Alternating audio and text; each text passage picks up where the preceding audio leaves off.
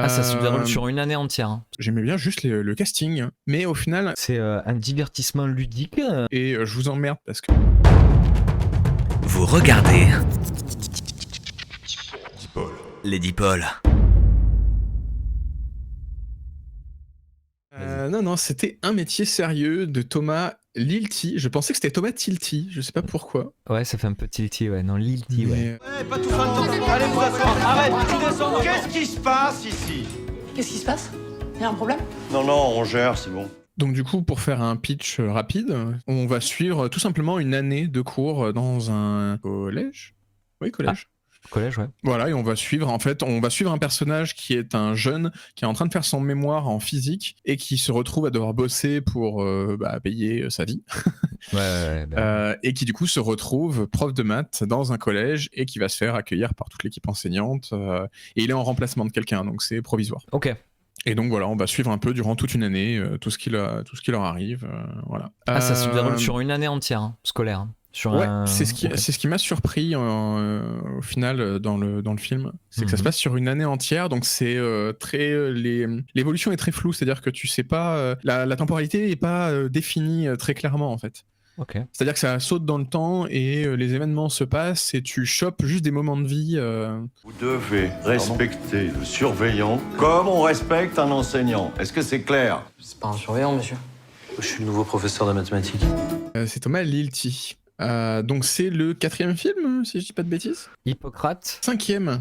Médecin de campagne, une année difficile. C'était pas une année difficile, c'est première année. C'était sur le première année, ouais, et un métier sérieux. Et en fait, non, c'est en fait avant Hippocrate. Il a fait un long métrage en 2004, genre 10 ans avant. Ah ouais. S'appelait Les Yeux bandés. Mais donc voilà, moi j'avais découvert comme tout le monde son cinéma avec Hippocrate à l'époque. Ouais. Et là du coup je suis allé le voir en vrai, Un métier sérieux, parce que j'aimais bien juste le casting. Ouais. Et que le sujet, je me suis dit, écoute, pourquoi pas, mais pas d'attente particulière. Voilà, j'y suis allé un peu comme ça. C'est un gros casting habitué des films de Thomas Lilti, puisque tu trouves François Cluzet qui était le médecin de campagne. Ouais. C'est le premier à avoir cassé l'image un peu de Vincent Lacoste, parce que Hippocrate, c'est ça aussi qui a été la révélation d'Hippocrate, c'est dire Vincent Lacoste, c'est pas juste le jeune con, machin. Tu retrouves, j'ai plus son nom, mais du coup le pote de Adèle Exarchopoulos. Ah oui, Legby, William Legby. Lebgill. Alors que moi j'adore, il était dans une micro-série qui était financée par la BNP Paribas. Qui était un peu dans le même ton que Les Beaux Gosses, ça s'appelait Les Colocs, je crois, un truc comme ça qui était énorme. Mais du coup, qui était dans première année. Donc en fait, ouais, tout ça, c'est des acteurs qu'on a déjà vus dans le cinéma. Louise Bourgoin est dans la série Hippocrate, parce que Hippocrate je savais pas. a été fait en série pour Canal+, chapeauté par lui-même. Donc le casting, ça reste quand même la petite bande aussi qui gravite autour de ces films-là, et voilà. Oui. Donc oui, ça donne vraiment envie, oui. Ouais. Pour Pronote, quelqu'un pourra me montrer? Bien sûr, je te montre à la récréation si tu veux. Ouais, moi aussi, je peux te montrer à la récré si tu veux. Ouais, moi, je peux te montrer après ou avant la récré. Ils sont très lourds, c'est normal. Donc du coup, juste pour expliquer ce que j'en ai pensé, parce que ça va avec ce que je suis en train de dire là, c'est que j'ai été très surpris. J'ai été très surpris et j'ai beaucoup aimé parce que c'est au final beaucoup plus proche. C'est pas exactement le même cinéma, mais c'est beaucoup plus proche de ce que peut faire Richard Linklater en fait. Ah oui, d'accord. Que de Hippocrate. C'est-à-dire que t'es beaucoup moins dans un truc qui cherche à donner quand même une certaine morale et à être un peu corrosif, mais au final c'est plus un film qui fait un état des lieux du métier de prof d'aujourd'hui, en te faisant vivre un peu tout ça de l'intérieur sans apposer de jugement ou quoi que ce soit. C'est-à-dire qu'il se passe des trucs bien, pas bien du côté des profs, mais on te dit jamais que c'est de leur faute, ou alors on essaie jamais de te pointer un responsable. Même le directeur qui au début peut paraître un peu méchant, en vrai tu te rends compte que comme tout le monde il est débordé et qu'il fait comme il peut avec tout ce qui se passe, et que c'est qui joue le directeur? C'est Mustapha Abou Rachid. Ok, intéressant. Ah mais il a joué dans Première année et dans Hippocrate aussi. Ok. Mais il a dû avoir des petits rôles je pense dans ceux-là. Vos affaires par terre, on fait tout ensemble, on s'entraide, d'accord? Toi t'as toujours voulu être prof? Sur tous mes bulletins, il y avait écrit ne fera jamais d'études longues. Mais finalement, je me débrouille. D'accord, donc voilà, une approche un peu plus comme ça, mais du coup, parce que c'est presque un genre à part entière, le film de scolaire. Parce qu'on en oublie certains, mais tu vois, enfin, je veux dire, le cercle des poètes disparus, même s'il y a un côté historique et machin et tout, c'est un film d'école, on va dire. Du coup, tu me dis que oui, t'as plus un rapport, il n'y a pas de dramaturgie au point où genre t'as un gros dilemme et à la fin... Je sais Non, pas. pas tant que ça. Et puis, t'as un dilemme quand même parce que le personnage principal se voit reprocher notamment par sa famille ce qu'il fait. Lui il se demande ce qu'il fout là aussi. Est-ce qu'il va rester là-dedans? Est-ce qu'il va continuer son mémoire?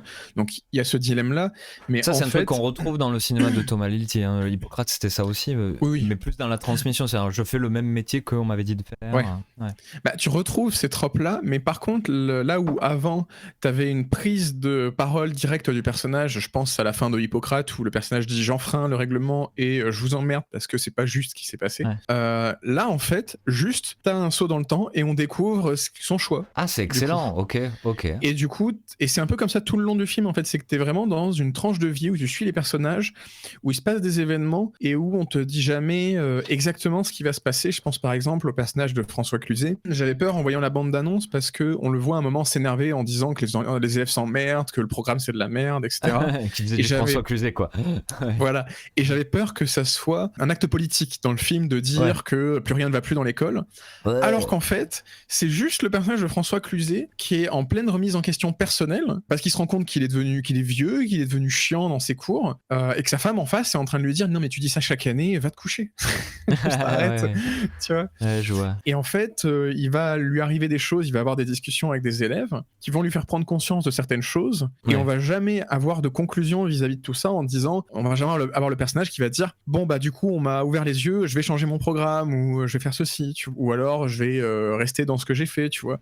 Non, juste ça suit son cours et tu sens que le personnage a évolué, mais le film éprouve jamais le besoin de devenir politique et de te dire, de te donner les décisions des profs et d'en faire des actes politiques, tu vois. Ouais, mais du coup, enfin, c'est assez étonnant, du coup, dans l'évolution du cinéma aussi de Thomas Lilti, c'est que quand même, Hippocrate se base aussi beaucoup sur... On suit ce jeune interne, comment ça se passe dans la vie de l'hôpital, en plein milieu de grosses grèves de tout le milieu hospitalier, et que donc du coup aussi, comme tu disais, il y a ça à la fin aussi où il prend un peu sa position, alors qu'au début il est un peu apolitique. Mais la rencontre avec Reda Kateb, le machin, tout ça, fait que là il découvre l'injustice, et que lui il avait un peu de chance au départ par rapport à d'autres. Et du coup qu'il fasse un truc sur l'école, je me suis dit ça va parler de ça, des chances de départ, tout ça. Ce dont je disais par rapport à l'école exploitation, on va dire les films sur l'école et tout ça, il y a eu il y a pas longtemps La vie scolaire qui était pas parfait, mais qui parlait notamment de ce truc-là, de comment en fait, je spoil tout, mais comment un gamin brillant termine en sec pas juste par rapport à son environnement, quoi. C'est très avec les gros sabots, les gros traits et parfois même un peu sortir de la réalité, quoi. Mais au moins ça mettait son message de dire bon, à un moment c'est pas le problème des profs, c'est pas le problème, c'est un problème de système aussi, quoi, et d'environnement politique, quoi. Parce que je pense que c'est du cinéma aussi qui va, par exemple Un métier sérieux, je pense que c'est le film parfait, j'imagine, pour amener aussi des collégiens. Je pense, je pense parce que même, le film essaye aussi de te montrer comment certains profs peuvent en venir à déraper, qu'est-ce qui peut leur arriver. Donc je pense que ça peut clairement aider justement des gamins à comprendre l'envers du décor et aussi à comprendre à quel point leur comportement qui leur paraissent anodins, en fait pour un prof, vu leur point de vue, en fait c'est compliqué, c'est pas... Mais c'est peut-être le truc, parce que tu vois, je le rapproche à La vie scolaire parce qu'il avait ce truc un peu unique d'être du côté aussi des pions, des profs et tout. Mais finalement, là, ce que tu es en train de dire, c'est que Un métier sérieux, comme son nom l'indique, finalement, t'es plus en immersion avec les profs, ce qui est presque... si ça avait été fait d'une autre façon, on aurait dit c'est quoi ce film de merde, tu vois, qui va être que du côté des profs, tu vois, presque comment on dit, les oppresseurs, quoi, tu vois, et on n'est pas les opprimés, tu vois. Parce qu'habituellement dans les films scolaires, c'est ça, c'était plutôt proche des élèves, t'es plutôt à suivre les élèves et en creux tu vois un peu la vision des profs, alors que là t'es vraiment que avec les profs, c'est ça, hein, le film du coup, et tu vois que c'est pas si simple que ça, et que c'est eux aussi une espèce de matière qui est pas du tout uniformisé. Ouais, ok. Donc c'est là où c'est intéressant, ouais. Ok. Ça m'avait échappé, tu vois, dans le truc, alors qu'en fait c'est évident par rapport au titre et tout, mais ouais. D'accord, t'es que avec les profs, quoi. Tu vois peu et les élèves. puis, tu les vois peu, et même ils ont peu de voix, c'est-à-dire que on les voit parler un peu en cours, mais la caméra ne se met jamais de leur point de vue, ne se met jamais à leur place. C'est toujours, t'es on est vraiment toujours du à la côté, place des profs, et même un truc que j'ai trouvé super, tu vois, dans ce côté de ne pas faire de propagande aussi, une certaine L'éducation propagande entre nationale, guillemets pour ouais. l'éducation nationale, l'école, etc. Ouais. C'est que les profs dans le film passent leur temps à se dire, tu veux apprendre comment tenir une classe ou même comment expliquer ce truc-là du cours, va sur YouTube. Ouais, bah oui, les, bien cours, sûr. les cours qu'on nous file là depuis 20 ans, ils sont chiants, les gamins ils s'en foutent. Va sur YouTube, il y a des super tutos. Oui, puis c'est Et réaliste. le film assume, c'est ça, c'est réaliste, et le film assume ce truc que maintenant les méthodes ont changé, et qu'au final on apprend presque mieux sur internet. Alors comme nous on est plus dans le... Comme nous on n'est plus dans le circuit scolaire, j'ai découvert hier parce qu'il y a une... Comment on dit? Une master, enfin elle vient de passer mais en gros elle est là et en fait elle nous a révélé un truc, c'est qu'en fait son mémoire, elle a refusé de prendre ChatGPT. Mais en fait tous les étudiants ils passent par ChatGPT quoi. Ouais. Alors attention, ils font pas leur mémoire genre fais-moi le mémoire. Mais ils passent par cet outil-là et les profs doivent prendre aussi le coup le pas de ça, mais l'éducation nationale ne sait toujours pas qu'il y a des moteurs de recherche, donc enfin ça commence à arriver. Mais ouais, il y a ça aussi quoi, c'est-à-dire que je savais pas, tu vois. Ça m'a pas choqué, mais en même temps je me suis dit oui c'est logique, mais en même temps je me suis dit ah putain du coup ça change toute la méthode aussi. Les profs en final, doivent se le dire, tu vois, doivent se dire bon, et que c'est une question beaucoup plus profonde que simplement copier pas copier. Moi, moi ça a été dans mon parcours scolaire, il y a eu un gros clash avec un prof par rapport à ça, mais quand même à un moment c'est aussi une forme de savoir, et tous ceux qui sont sur cette plateforme Twitch qui jouent aux jeux vidéo le savent très bien. C'est qu'à un moment il n'y a pas que du par cœur ou de la logique, il y a aussi parfois de juste copier, refaire, recréer, refaire, et là tu détiens à un moment le savoir. On distingue deux grandes catégories de volcans. Lesquelles? Moi j'ai trouvé que votre cours était assez ennuyeux.